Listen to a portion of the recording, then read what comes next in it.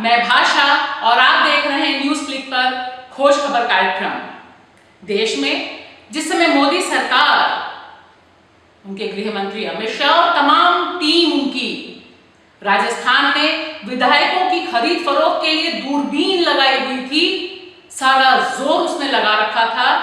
ठीक उसी समय देश के दो राज्यों में जो घटनाएं हुई वे मानवता को तो शर्मसार करने वाली हैं ही, साथ ही भारत के संविधान की चिंदी चिंदी उड़ाने वाली हैं। इन दो घटनाओं पर बातचीत करना लोकतंत्र पर बातचीत करना है।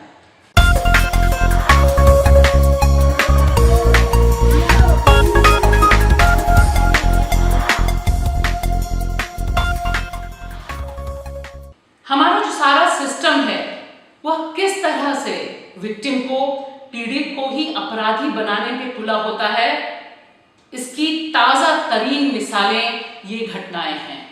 और खास तौर से अगर जो पीड़ित है वह मार्जिनलाइज समुदाय का है, वंचित समुदाय का है, दलित है, महिला है, तब देखिए कि किस तरह से उस पर जो पॉलिटिकल सिस्टम से लेकर एडमिनिस्ट्रेटिव स्ट्रक्चर है, प्रशासनिक स्ट्रक्चर है, प्रशासनिक ढांचा है, हमारी न्यायपालिकाएं हैं, वे किस तरह से बर्बर जुल्म ढाती हैं, उपेक्षा करती हैं और कहीं से भी किसी की भी जवाबदेही तय नहीं करती हैं।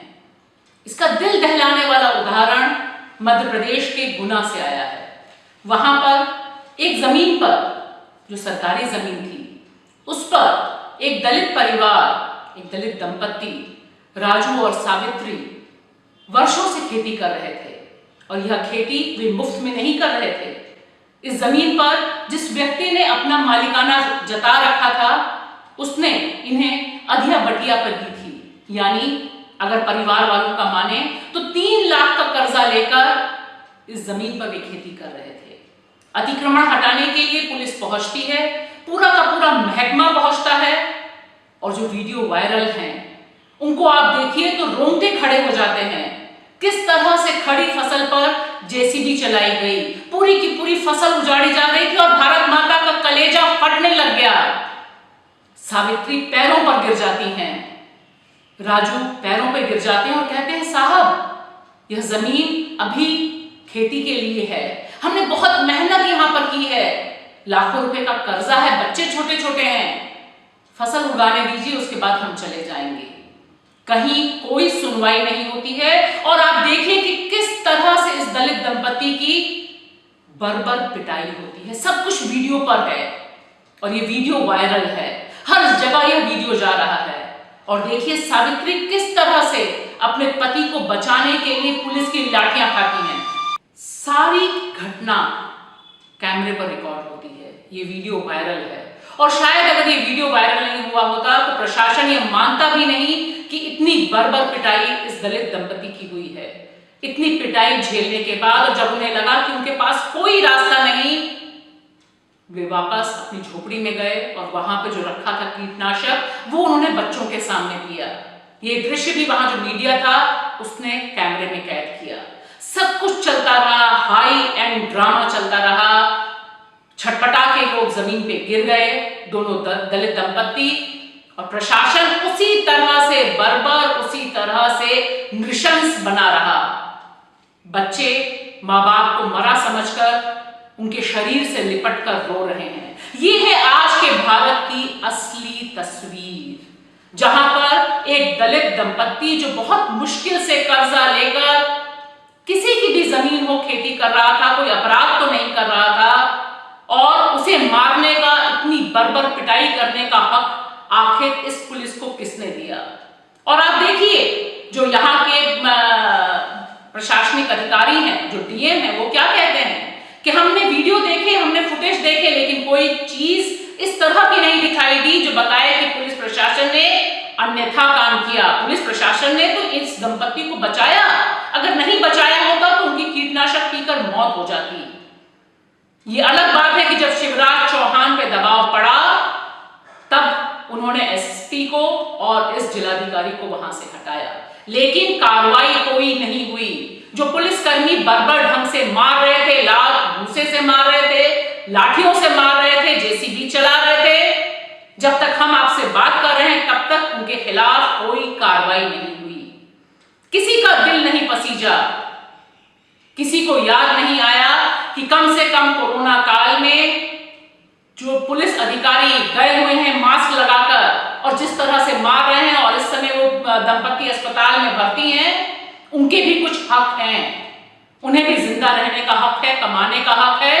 और अगर यह जमीन किसी ने गलत ढंग से उन्हें लीज पर दी हुई थी तो उसके खिलाफ कार्रवाई करने का भी एक कानूनी प्रावधान है। लेकिन सवाल यह है कि नीचे से लेकर ऊपर तक सारे लोग, सारा सिस्टम मिला हुआ है और कम से कम शिवराज सिंह चौहान की जो पूरी सरकार है वो आज की तारीख तक यह बताने पे आमादा है कि यह दलित दंपत्ति गलत कर रहे थे, इसीलिए किसी के खिलाफ कोई कार्रवाई नहीं हुई। जिस तरह से मध्य प्रदेश में पुलिस ने कहर ढाया दलित दंपत्ति पर, तकरीबन उसी तरह से या उससे ज्यादा mental torture, physical torture Bihar की धरती पर हुआ एक सामूहिक बलात्कार पीड़िता गैंग रेप सर्वाइवर के साथ। अररिया की घटना है ये। यहाँ 6 जुलाई को एक 22 साल की युवती के साथ सामूहिक बलात्कार होता है। वह 6 जुलाई को जाती है महिला पुलिस थाना वहां कंप्लेन करने के लिए।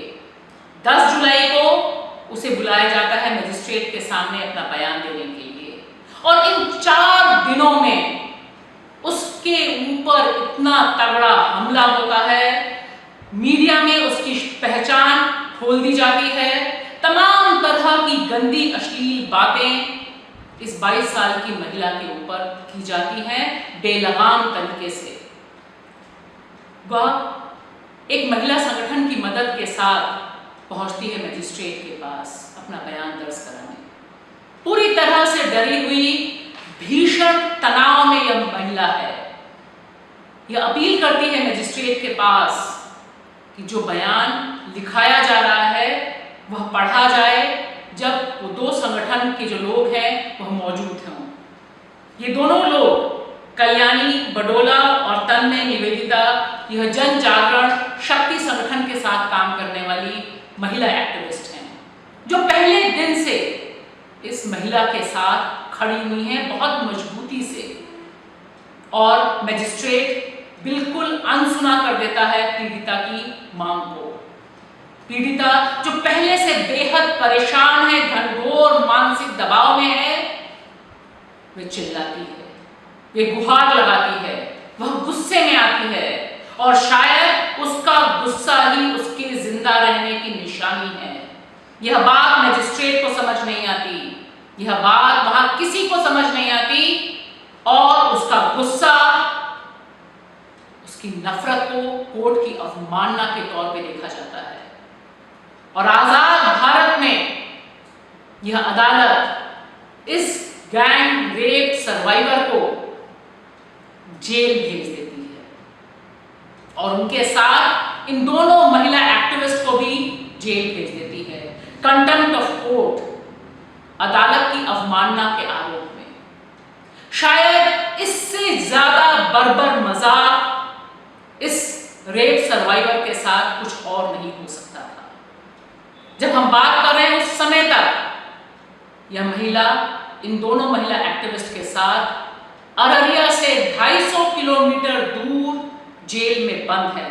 बिहार में भीषण कोरोना का संकट है और ऐसे में गैंग रेप सर्वाइवर को अदालत जेल भेजती है। वह जेल भेजकर तमाचा मारती है देश के संविधान पर, वह तमाचा मारती है हर एक उस महिला के चेहरे पर जो इज्जत से जीने का हक मांगती है। तमाम अदालतें सुओ मोटो एक्शन लेती हैं। पेड़ कट रहा होता है तो सुओ मोटो एक्शन होता है, जानवरों को कुछ हो रहा होता है तो सुओ मोटो एक्शन होता है। लेकिन 6 तारीख को जिसके साथ गैंग रेप हुआ, 10 तारीख को जिसको मजिस्ट्रेट के सामने बयान देना था, वह 16 तारीख जब हम आप बात कर रहे हैं, 16 जुलाई तक जेल में रहती है और कहीं कोई कोशिश नहीं होती इस पीड़िता को बाहर निकालने की। हमारा सवाल बहुत सीधा सा है कि आखिर यह सिस्टम इतना असंवेदनशील कैसे हो सकता है, जब गैंग रेप करने वाले बाहर खुले घूम रहे हैं। जो 5वां उसका आरोपी है, उसका परिवार इस लड़की के परिवार पे पूरा दबाव बना रहा है कि वो केस वापस ले ले। कोई परिवार वाला इस लड़की के साथ खड़ा नहीं है। ऐसे में अदालत इतनी कठोर, इतनी निष्ठुर और इतनी असंवैधानिक कैसे हो सकती है? आखिर इस अदालत का या किसी भी अदालत का अपमान क्या एक महिला के शरीर के साथ किए गए इस जुल्म से बड़ा हो सकता है? यह सवाल तमाम लोग जो कानूनविद हैं, जो वकील हैं, वे सब उठा रहे हैं। महिला संगठनों ने तीखी आलोचना की है इस गिरफ्तारी की और कहा है कि तुरंत इस महिला को रिहा किया जाना चाहिए। हमारा सवाल बहुत सीधा सा है न्यूज़ क्लिक के तमाम दर्शकों के साथ कि ये जो 2 घटनाएं हैं, ये कोई अलग इकलौती घटनाएं नहीं हैं। यह घटनाएं भारतीय लोकतंत्र कहां खड़ा है उसे दर्शाने वाली घटनाएं हैं। भारतीय लोकतंत्र तब खबरों में आता है जब खरीद फरोख्त होती है। एक सरकार गिराने के बाद दूसरी सरकार गिराने की पूरी कवायद होती है और मीडिया सहित तमाम जगहों पर इसका जबरदस्त चर्चा होता है। आज की तारीख में जहां हॉर्स ट्रेडिंग ही राजनीति का पर्याय बन चुका है, जहां दलितों और वंचितों के हकों की जो बंटवारी हो रही है उस पर कोई ध्यान नहीं दिया जा रहा, ऐसे में बहुत जरूरी है सही सवाल को सही परिप्रेक्ष्य में उठाना।